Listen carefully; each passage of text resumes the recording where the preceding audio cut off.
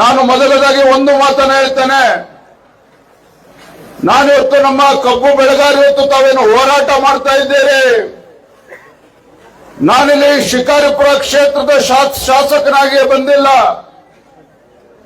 ರಾಜ್ಯ ಭಾರತೀಯ ಜನತಾ ಪಾರ್ಟಿ ಅಧ್ಯಕ್ಷನಾಗಿ ಬಂದಿಲ್ಲ.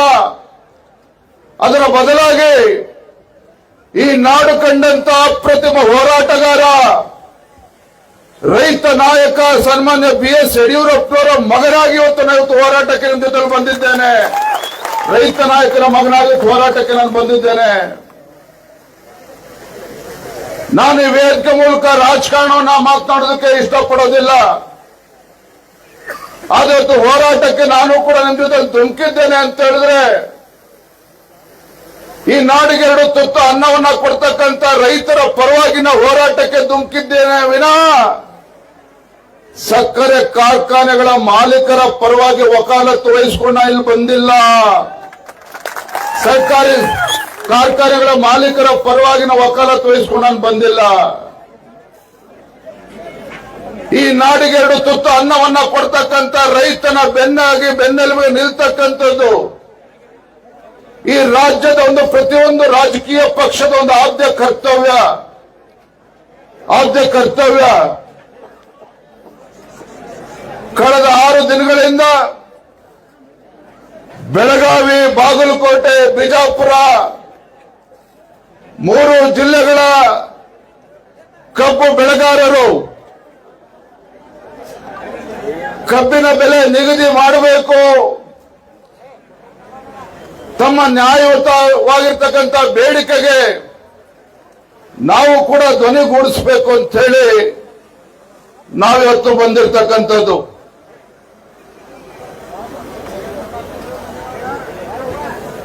ಸ್ವಾಭಿಮಾನಕ್ಕೆ ಮತ್ತೊಂದು ಹೆಸರು ರೈತ. ರೈತನ ಸ್ವಾಭಿಮಾನಕ್ಕೆ ಧಕ್ಕೆ ಬಂದಾಗ ಯಾವುದೇ ರಾಜ್ಯ ಸರ್ಕಾರ ಇರ್ಬೋದು, ಎಷ್ಟೇ ಎತ್ತರ ಸ್ಥಾನದಲ್ಲಿರ್ಬೋದು, ಆ ರೈತನ ಕಣ್ಣಲ್ಲಿ ನೀರು ತರಿಸ್ತಕ್ಕಂಥ ಕೆಲಸವನ್ನ ಮಾಡಿದ್ರೆ ಆ ಭಗವಂತ ನಮಗೆ ಒಳ್ಳೇದು ಮಾಡೋದಕ್ಕೆ ಸಾಧ್ಯ ಇಲ್ಲ. ಕಳೆದ 6 ದಿನಗಳಿಂದ ಇವತ್ತು ಕಬ್ಬು ಬೆಳೆಗಾರರು ಬೀದಿಗಿಳಿದು ಪ್ರತಿಭಟನೆ ಮಾಡ್ತಾ ಇದ್ರೆ, ರಾಜ್ಯ ಸರ್ಕಾರ ಮುಖ್ಯಮಂತ್ರಿಗಳಾಗ್ಲಿ, ಉಸ್ತುವಾರಿ ಸಚಿವರುಗಳಾಗ್ಲಿ, ಸಕ್ಕರೆ ಖಾತೆ ಸಚಿವರಾಗ್ಲಿ, ಇವ್ರು ಯಾರಿಗೂ ಕೂಡ ಇನ್ನೂ ಕೂಡ ಪುರ್ಸೋತ್ ಸಿಕ್ಕಿಲ್ಲ ನಿಮ್ಮ ಸಮಸ್ಯೆಯನ್ನ ಪರಿಹಾರ ಕೊಡಬೇಕು ಅಂತೇಳಿ ಚರ್ಚೆ ಮಾಡೋದಕ್ಕೆ. ಪೂಜಾರವರು ಮಾತನಾಡ್ತಾ ಹೇಳಿದ್ರು, ಹಿಂದೆ ಭಾರತೀಯ ಜನತಾ ಪಾರ್ಟಿ ಸರ್ಕಾರ ಇದ್ದಾಗ ಸನ್ಮಾನ್ಯ BS ಯಡಿಯೂರಪ್ಪನವರು ಮುಖ್ಯಮಂತ್ರಿಗಳು, ಇನ್ನೂ ಕೂಡ ಕ್ಯಾಬಿನೆಟ್ ಎಕ್ಸ್ಪೆನ್ಷನ್ ಕೂಡ ಆಗಿರಲಿಲ್ಲ. ಸುಭಾಷಣ ಸಂದರ್ಭದಲ್ಲಿ ದುರ್ಯೋಧನ ಅಯ್ಯೋಳವರು ಇಲ್ಲೇ ಇದ್ದಾರೆ, ಕ್ಯಾಬಿನೆಟ್ ಎಕ್ಸ್ಪೆನ್ಷನ್ ಕೂಡ ಆಗಿರಲಿಲ್ಲ. ಉತ್ತರ ಕರ್ನಾಟಕ ಭೀಕರ ಮಳೆಯಿಂದ ರೈತರು ಸಂಕಷ್ಟದಲ್ಲಿದ್ದರು.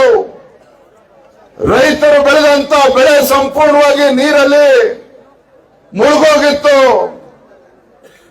ಏನಪ್ಪ ಇದು, ಬೆಳೆದಂತ ಬೆಳೆ ಕೈಗೆ ಬಂದಂತ ತುತ್ತು ಬಾಯಿಗೆ ಬರಲಿಲ್ಲ ಅಂತ ಹೇಳಿ ರೈತರು ತಲೆ ಮೇಲೆ ಕೈ ಹೊತ್ಕೊಂಡು ಕೂತಂತ ಸಂದರ್ಭದಲ್ಲಿ ನಿಮ್ಮ ಮುಖ್ಯಮಂತ್ರಿಗಳು, ಯಡಿಯೂರಪ್ಪ ಅಂದಿನ ಮುಖ್ಯಮಂತ್ರಿಗಳು ಏಕಾಂಗಿಯಾಗಿದ್ರು ಸಹ ಬೆಳಗಾವಿ ಜಿಲ್ಲೆಗೆ ಬಂದ್ರು, ಚಿಕ್ಕೋಡಿಗೆ ಬಂದ್ರು, ರಾಯಚೂರು, ಕೊಪ್ಪಳ ಎಲ್ಲ ಜಿಲ್ಲೆಗಳಿಗೂ ಕೂಡ ಬಂದ್ರು. ರೈತರ ಸಂಕಷ್ಟಕ್ಕೆ ಪರಿಹಾರವನ್ನು ನೀಡುವಂತ ಕೆಲಸವನ್ನ ಮಾಡಿದ್ರು. ಕೇಂದ್ರ ಸರ್ಕಾರ ಪರಿಹಾರ ಕೊಡ್ಲಿ ಅಂತೇಳಿ ಕಾಯ್ಕೊಂಡು ಕೂರ್ಲಿಲ್ಲ. ಅತಿವೃಷ್ಟಿಯಿಂದ ಯಾವ ನಮ್ಮ ರೈತ ಬಡವ ತನ್ನ ಮನೆಯನ್ನ ಕಳೆದುಕೊಂಡಿದ್ದ, ಕೇಂದ್ರ ಸರ್ಕಾರದ NDRF ನಾಲೆಜ್ ಪ್ರಕಾರ ಬಡವ ತನ್ನ ಮನೆಯನ್ನ ಕಳೆದುಕೊಂಡಿದ್ದಾನೆ ಮಳೆಯಿಂದ ಅಂತ ಹೇಳಿದ್ರೆ ಕೇವಲ 1 ಲಕ್ಷ ರೂಪಾಯಿ ಪರಿಹಾರ ಇತ್ತು. ಏನ್ ಮಾಡಿದ್ರು ನಿಮ್ಮ ಯಡಿಯೂರಪ್ಪನವರು?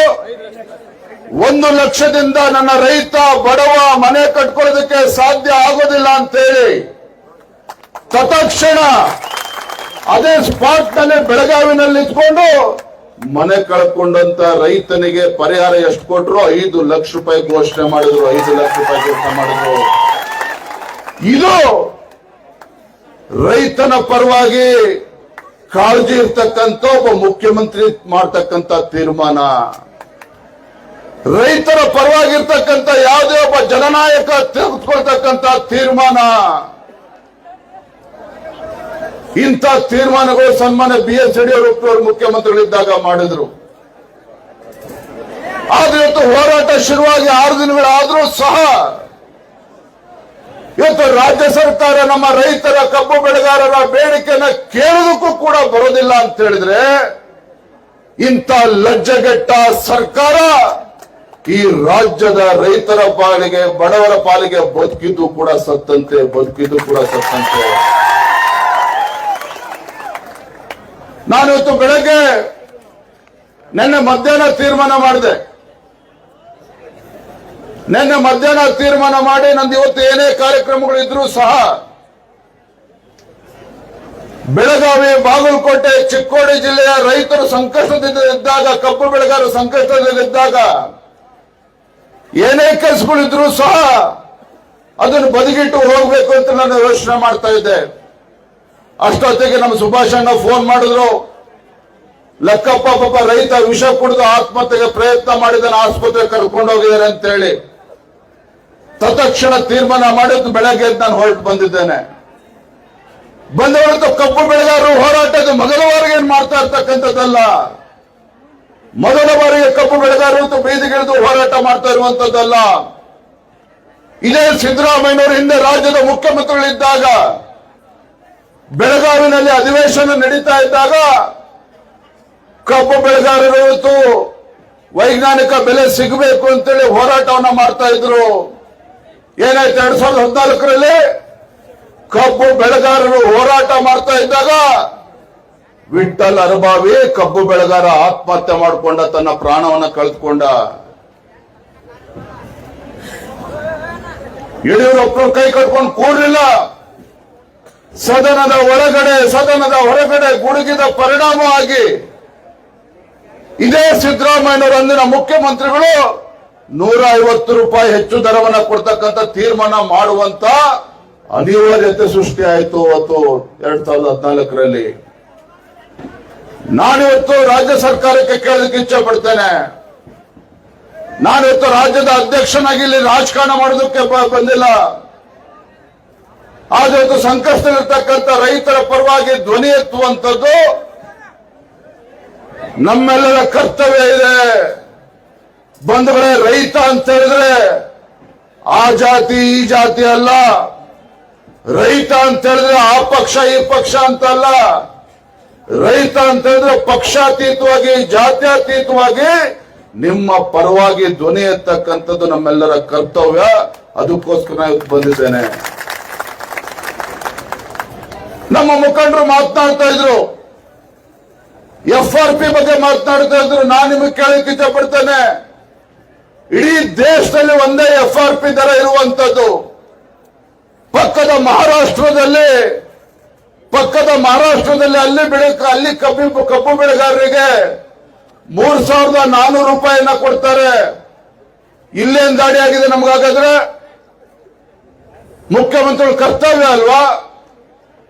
ಇವತ್ತು ಕಬ್ಬಿನ ಸೀಸನ್ ಕಾರ್ಖಾನೆ ಪ್ರಾರಂಭ ಆಗುವ ಮುಂಚಿತವಾಗಿ ಯಾವುದೇ ಒಂದು ರಾಜ್ಯ ಸರ್ಕಾರ, ರೈತರ ಪರವಾಗಿರ್ತಕ್ಕಂಥ ರಾಜ್ಯ ಸರ್ಕಾರ ಕಾಳಜಿ ಇದ್ದಿದ್ದೇ ಆಗಿದ್ರೆ ಸೀಸನ್ ಪ್ರಾರಂಭ ಆಗುವ ಮುಂಚಿತವಾಗಿ ರೈತ ಮುಖಂಡರನ್ನ, ಕಾರ್ಖಾನೆ ಮಾಲೀಕರನ್ನ ಕೂರಿಸಿ ದರ ನಿಗದಿ ಮಾಡುವಂತ ಕೆಲಸ ಆಗ್ಬೇಕಾಗಿತ್ತು. ಹಿಂದೆ ಯಡಿಯೂರಪ್ಪರು ಮುಖ್ಯಮಂತ್ರಿಗಳಿದ್ದಾಗ ಅದೇ ಕೆಲಸವನ್ನ ಮಾಡಿದ್ರು ಇಲ್ಲೋ? ಇದೇ ಸೀಸನ್ ಶುರುವಾಗುವ ಮುಂಚಿತವಾಗಿ ಕಾರ್ಖಾನೆ ಮಾಲೀಕರನ್ನ, ರೈತರನ್ನ ಕೂರಿಸಿ ದರವನ್ನ ನಿಗದಿ ಮಾಡುವಂತ ಕೆಲಸ ಮಾಡಿದ್ರು. ಹಾಗಾಗಿ ನಾನಿವತ್ತು ಆಗ್ರಹ ಮಾಡ್ತಾ ಇದ್ದೇನೆ, ಗುರುಲಾಪುರ ಕ್ರಾಸ್ ನಲ್ಲಿ ಪ್ರಾರಂಭ ಆಗಿರ್ತಕ್ಕಂಥ ಈ ರೈತ ಪರ ಹೋರಾಟ ಒಂದು ಚಳುವಳಿ, ಕಬ್ಬು ಬೆಳೆಗಾರರ ಹೋರಾಟ ಇಲ್ಲಿಗೆ ಸೀಮಿತ ಆಗಿಲ್ಲ. ನೀವು ಮಾಡಿದಂತ ಹೋರಾಟದ ಪರಿಣಾಮವಾಗಿ ಬೈಲೊಂಗಲದಲ್ಲಿ ಇವತ್ತು ರೈತರು ಮತ್ತು ಕಬ್ಬು ಬೆಳೆಗಾರರು ಬೀದಿಗಿಳಿದು ಹೋರಾಟ ಮಾಡ್ತಾ ಇದ್ದಾರೆ. ಗೋಕಾಕ್ನಲ್ಲಿ ಇವತ್ತು ಹೋರಾಟವನ್ನು ಪ್ರಾರಂಭ ಮಾಡಿದ್ದಾರೆ. ಹುಕ್ಕೇರಿ ರಾಯಬಾಗದಲ್ಲೂ ಕೂಡ ಹೋರಾಟವನ್ನು ಪ್ರಾರಂಭ ಮಾಡಿದ್ದಾರೆ. ಮುಧೋಳದಲ್ಲೂ ಕೂಡ ಹೋರಾಟ ಪ್ರಾರಂಭ ಆಗಿದೆ. ನನಗೆ ಗೊತ್ತಿದೆ, ಇಲ್ಲಿ ದೊಡ್ಡ ಸಂಖ್ಯೆಯಲ್ಲಿ ಕುರ್ಚಿಯಿಂದ, ಆರುಗೆರೆಯಿಂದ, ಮುಗಳಕೋಡಿಂದ ದೊಡ್ಡ ಸಂಖ್ಯೆಯಲ್ಲಿ ರೈತರು ತಾವೆಲ್ಲರೂ ಕೂಡ ಬಂದಿದ್ದೀರಿ. ನಿಮ್ಮೆಲ್ಲರ ಹೋರಾಟದ ಪರಿಣಾಮವಾಗಿ ಇವತ್ತು ಉತ್ತರ ಕನ್ನಡ ಜಿಲ್ಲೆಯಲ್ಲೂ ಕೂಡ ರೈತರು ಇವತ್ತು ಬೀದಿಗಿಳಿದು ಹೋರಾಟವನ್ನ ಮಾಡ್ತಾ ಇದ್ದಾರೆ. ನಾನಿವತ್ತು ಈ ವೇದಿಕೆ ಮೂಲಕ ರಾಜ್ಯ ಸರ್ಕಾರಕ್ಕೆ, ರಾಜ್ಯದ ಮುಖ್ಯಮಂತ್ರಿಗಳಿಗೆ ನಾನಿವತ್ತು ಎಚ್ಚರಿಕೆಯನ್ನು ಕೊಡೋದಕ್ಕೆ ಇಚ್ಛೆ ಮಾನ್ಯ ಮುಖ್ಯಮಂತ್ರಿಗಳೇ, ಮಾನ್ಯ ಸಕ್ಕರೆ ಖಾತೆ ಸಚಿವರು, ಹಾಗೇನೆ ನಮ್ಮ ಉಸ್ತುವಾರಿ ಸಚಿವರುಗಳು ತಾವೇನಿದ್ದೀರಿ. ಈಗ ಸಮಯ 1 ಗಂಟೆ 10 ನಿಮಿಷ ಆಗಿದೆ. ನಮ್ಮ ಪೂಜಾರ್ ಅವರು ಮಾತನಾಡ್ತಾ ಹೇಳಿದ್ರು, ರಾಜ್ಯದ ಅಧ್ಯಕ್ಷರು 3-4 ತಾಸು ಇರಬೇಕು, ಇಲ್ಲಿದ್ದು ರೈತರ ಹೋರಾಟಕ್ಕೆ ಬೆಂಬಲವನ್ನು ಕೊಡಬೇಕು, ಪರಿಹಾರವನ್ನು ಕೂಡ ಕೊಡಬೇಕು ಅನ್ನೋ ಮಾತನ್ನು ಹೇಳಿದ್ದಾರೆ. ನಾನು ಒಂದು ಮಾತನ್ನೇ ಸಂದರ್ಭ ಹೇಳ್ತಾ ಇದ್ದೇನೆ, ರಾಜ್ಯದ ಮುಖ್ಯಮಂತ್ರಿಗಳಿಗೆ ನಮ್ಮ ಮಾಧ್ಯಮದ ಸ್ನೇಹಿತರ ಮೂಲಕ ಗೌರವಾನ್ವಿತ ರಾಜ್ಯದ ಮುಖ್ಯಮಂತ್ರಿಗಳಿಗೆ ಸಂದರ್ಭ ಹೇಳಲಿಕ್ಕೆ ಇಚ್ಛೆ ಪಡ್ತೇನೆ. ಕಬ್ಬು ಬೆಳೆಗಾರರ ಹೋರಾಟವನ್ನ ಬಹಳ ಗಮನ ಇಟ್ಟು ತಾವು ಗಮನಿಸಬೇಕಾಗಿದೆ. ಕಬ್ಬು ಬೆಳೆಗಾರರ ನ್ಯಾಯಯುತವಾಗಿರ್ತಕ್ಕಂಥ ಬೇಡಿಕೆ ನೀವು ಈಡೇರಿಸಲೇಬೇಕಾದಂತ ಕರ್ತವ್ಯ ರಾಜ್ಯ ಸರ್ಕಾರದಿದೆ. ತಾವು ಮುಂದಾಳತ್ವವನ್ನು ವಹಿಸಿ ಇವತ್ತು ಇವತ್ತು ಸೌಕರ್ಯಗಳೇನಿದ್ದಾರೆ ಅವನ್ನೆಲ್ಲ ಕೂರಿಸಿ ರೈತರಿಗೆ ಸರಿಯಾದ ರೀತಿ ಕಬ್ಬು ಬೆಳೆಗಾರ ಬೇಡಿಕೆ ಸರಿಯಾದ ರೀತಿ ಉತ್ತರವನ್ನ ಕಂಡುಕೊಳ್ತಕ್ಕಂಥ ಕೆಲಸವನ್ನ ಮಾಡಿ ನಾನು ಆಗ್ರಹ ಮಾಡ್ತಾ ಇದ್ದೇನೆ. ಮಾನ್ಯ ಮುಖ್ಯಮಂತ್ರಿಗಳೇ, ಈಗ ಸಮಯ 1 ಗಂಟೆ 10 ನಿಮಿಷ ಆಗಿದೆ. ಸಮಯ 1 ಗಂಟೆ 10 ನಿಮಿಷ ಆಗಿದೆ. ಸಂಜೆ 5 ಗಂಟೆ ಒಳಗಾಗಿ ಅಧಿಕಾರಿಗಳು ಬರ್ತಾರೋ, ಉಸ್ತುವಾರಿ ಸಚಿವರು ಬರ್ತಾರೋ, ಸಕ್ಕರೆ ಸಚಿವರು ಬರ್ತಾರೋ ಅಥವಾ ಮುಖ್ಯಮಂತ್ರಿಗಳು ಎಲ್ಲಿ ಬರ್ತಾರೋ ನನಗೆ ಗೊತ್ತಿಲ್ಲ. ಕಬ್ಬು ಬೆಳೆಗಾರರ ನ್ಯಾಯಸಮ್ಮತ ಬೇಡಿಕೆಯನ್ನ ಈಡೇರಿಸುವವರೆಗೂ ಸಹ ನಾವಿಲ್ಲಿ ಎದ್ದೇಳೋದಿಲ್ಲ. ಅಷ್ಟೇ ಅಲ್ಲ, ನಾಳೆ ದಿನ ನಮ್ಮ ಮುಖಂಡರು ಮಾತನಾಡಿದ್ರು, ಅಣ್ಣ ನಾಳೆ ನೀವು ಹುಡುಗಪ್ಪ ಇದೆ, ಬೆಂಗಳೂರಿಗೆ ಹೋಗಿ ಬಹಳ ಜನ ಬರ್ತಾರೆ ಅಂತೇಳಿ. ರೈತರು ಬೀದಿಗಿಳಿದು ಹೋರಾಟ ಮಾಡ್ತಾ ಇರುವಾಗ, ಕಬ್ಬು ಬೆಳೆಗಾರರು ಬೀದಿಗಿಳಿದು ಹೋರಾಟ ಮಾಡುವಾಗ ನಿಮ್ಮ ವಿಜಯೇಂದ್ರ ಬೆಂಗಳೂರಲ್ಲಿ ಕುತ್ಕೊಂಡು ಹುಟ್ಟುಹಬ್ಬ ಆಚರಣೆ ಮಾಡುವಂತ ಪ್ರಶ್ನೆ ಇಲ್ಲ. ನಾನು ಕೂಡ ಇಲ್ಲೇ ಇರ್ತೇನೆ. ನಾಳೆನೂ ಕೂಡ ನಮ್ಮ ಕಬ್ಬು ಬೆಳೆಗಾರರು ಹೋರಾಟಗಾರರು ತಾವೇನಿದ್ದೀರಿ, ನಾಳೆನೂ ಕೂಡ ಇಲ್ಲಿದ್ದು ನಮ್ಮ ರೈತರ ಸಮಸ್ಯೆಗೆ ಪರಿಹಾರ ಸಿಗಬೇಕು. ಆ ನಿಟ್ಟಿನಲ್ಲಿ ನಾಳೆನೂ ಕೂಡ ನಿಮ್ ಜೊತೆಲಿ ಇರ್ತೇನೆ. ನೀವು ಯಾವುದಕ್ಕೂ ಕೂಡ ನಾ ಒಂದ್ ಮಾತನ್ನು ಹೇಳ್ತೇನೆ, ಮತ್ತೊಮ್ಮೆ ನಾನು ಮತ್ತೆ ಹೇಳ್ತೇನೆ, ನಾನು ಯಡಿಯೂರಪ್ಪನವ್ರ ಮಗ ಆಗಿ ಬಂದಿದ್ದೇನೆ. ಇಲ್ಲೇನೋ ನಿಮ್ ಚಪ್ಪಾಳೆ ಗಿಟ್ಟಿಸ್ಕೊಂಡು ಶಬಾಷ್ಗಿರಿ ತೆಗೆದುಕೊಂಡು ನಾನು ಬಂದಿಲ್ಲ. ಇವತ್ತು